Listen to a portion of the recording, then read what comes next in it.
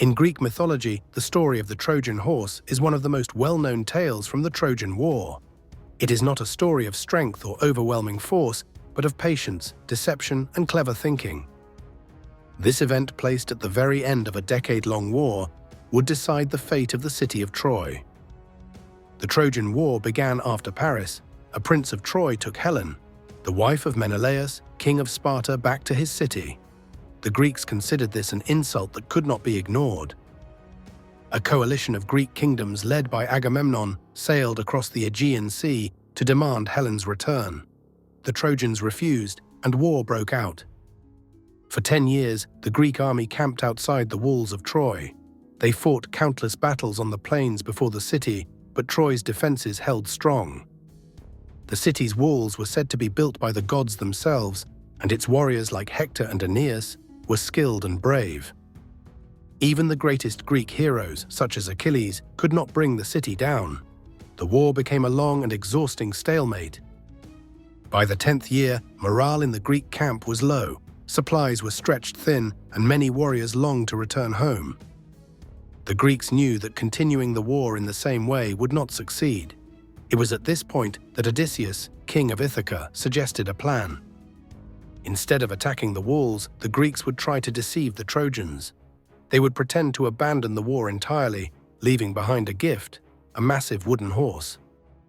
But this was no ordinary statue. It was hollow inside, designed to hide a select group of the best Greek warriors.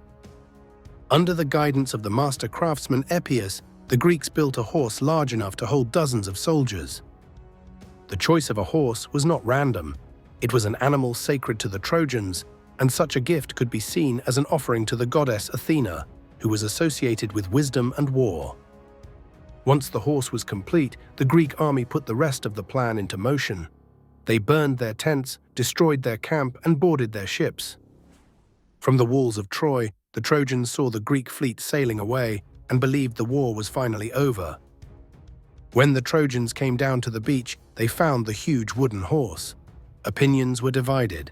Some believed it was a tribute left by the Greeks to honor Athena, ensuring safe travel home. Others, like the priest Laocoon, suspected a trap. He famously warned, "Beware of Greeks bearing gifts."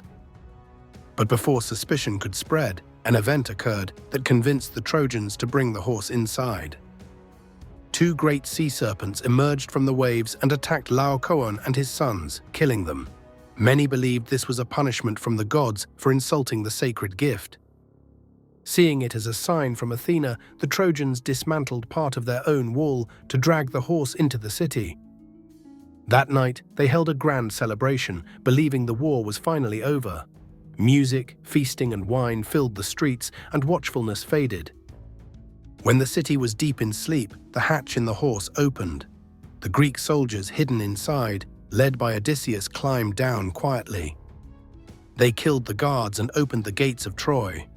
Outside the city, the Greek fleet had silently returned under the cover of night. The rest of the Greek army poured into Troy, setting fires and attacking before the Trojans had a chance to organize a defense. By dawn, the city was in ruins. The war had ended in a single night, not by force but by trickery.